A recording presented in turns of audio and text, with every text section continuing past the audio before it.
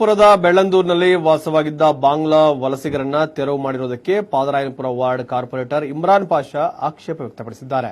ಅಲ್ಲಿ ವಾಸವಾಗಿದ್ದ ಜನರಿಗೆ ನೋಟಿಸ್ ಕೊಡದೆ ಏಕಾಏಕಿ ಹೋಗಿ ತೆರವುಗೊಳಿಸಲಾಗಿದೆ. ಮನುಷ್ಯತ್ವ ಮುಖ್ಯವಾಗಿದ್ದು ಈ ದೇಶ ಆ ದೇಶ ಅಂತ ಗೊಂದಲ ಮಾಡಬಾರದು. ಈವರೆಗೂ ಎನ್ಆರ್ಸಿ ಜಾರಿಗೆ ಬಾರದಿದ್ದರೂ ನಮ್ಮ ಬಿಜೆಪಿ ಕಾರ್ಪೊರೇಟರ್ಗಳು ಹಾಗೂ ಮುಖಂಡರು ತರಾತುರಿಯಲ್ಲಿ ಅವರು ವಾಸವಿದ್ದ ಜಾಗವನ್ನ ತೆರವುಗೊಳಿಸಿದ್ದಾರೆ. ಸಿಎಎ ಜಾರಿಗೆ ಬರಲು ಬಿಡೋದಿಲ್ಲ. ಮಾನವೀಯತೆ ದೃಷ್ಟಿಯಿಂದ ಅವರಿಗೆ ನ್ಯಾಯ ಕೊಡಿಸುವಂತೆ ಆಯುಕ್ತರು ಹಾಗೂ ಮೇಯರ್ ಬಳಿ ಮನವಿ ಮಾಡುವುದಾಗಿ ತಿಳಿಸಿದರು. ಬಿಬಿಎಂಪಿ ಕಚೇರಿ ಎದುರು ತ್ರಿವರ್ಣ ಧ್ವಜ ಹಿಡಿದು ಆಕ್ರೋಶವನ್ನು ಹೊರಹಾಕಿದರು.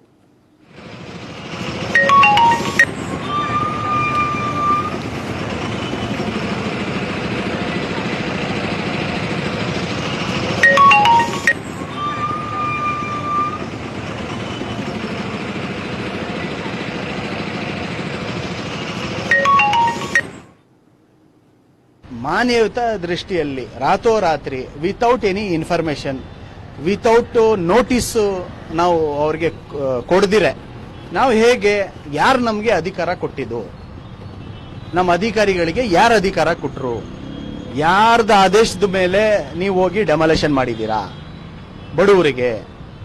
ನಮ್ಮ ಬಿಜೆಪಿ ಲೀಡರು ಒಬ್ಬರು ಸದಸ್ಯರು ಹೇಳ್ತಾರೆ ಬಾಂಗ್ಲಾದೇಶಿಯವರು ಒದ್ದೋಡಿಸ್ಬೇಕು ಅಂತ.